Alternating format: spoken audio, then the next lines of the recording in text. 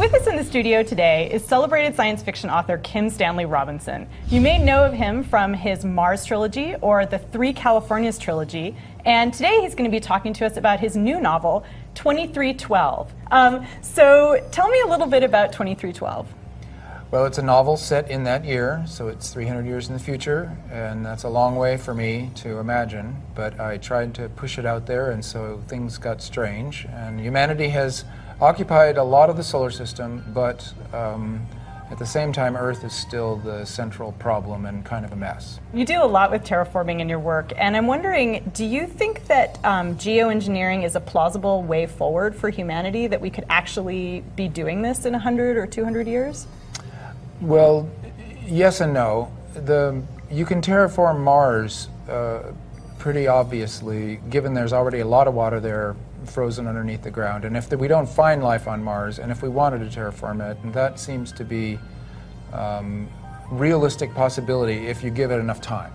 Mm-hmm. So you don't think that the idea of hollowing out asteroids and zooming around in the solar system or inhabiting, say, Europa are really a plausible future? Is that more of a kind of literary device for you, or? No, but that's 300 years out, and there, yes, I do think that these are the most realistic and plausible ways to inhabit space. That because of the cosmic rays and because of the low G, we probably do need to go inside asteroids and spin them, get both protection and gravity effect, so that we can live up there. And then inside them, you could have any biome you wanted, from tropical to Arctic, as I suggest in my book, where there's like 20,000 terraria, and they have all kinds of mix and match. So you've also done a very well-known alternate history, The Years of Rice and Salt, and I'm wondering, what do you feel like you can do in an alternate history that you can't do in science fiction that's looking toward the future?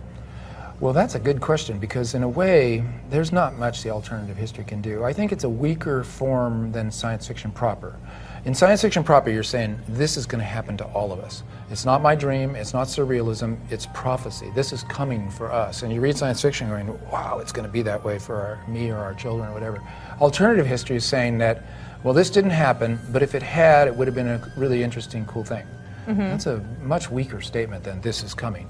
So all you can do, I think, is make a new story space, which is nice, and you can also suggest that history is changeable. So one of the other things that you seem to really enjoy is writing about disasters and kind of mini apocalypses. I feel like in a lot of your books, we get these amazing images of like floods and space elevators destroying things, and like cities being destroyed by like millions of micrometeorites, and just these really kind of enthusiastic descriptions of disaster. But at the same time, your books are I feel like they're optimistic. And so I'm wondering, is that a conscious choice that you're making to write something that's optimistic about humanity surviving these disasters, or is that just kind of what you're drawn to? Or that's a good way to put it. It is a conscious choice. Well, for one thing, I think we're living on a planet. It's not automatic that things are safe here, and so I like to do the disaster scenes that remind us that we're on a planet. We're not totally in control, and we're not just brains in bottles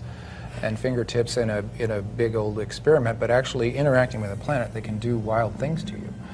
But on the other hand, I do think a good response is possible, and often I talk about the fortunate fall, that what you think is a disaster actually throws society into a little crisis that makes it better after it's over with. All right, thanks very much for being here. And the book, it's out in stores now. It's 2312. Check it out.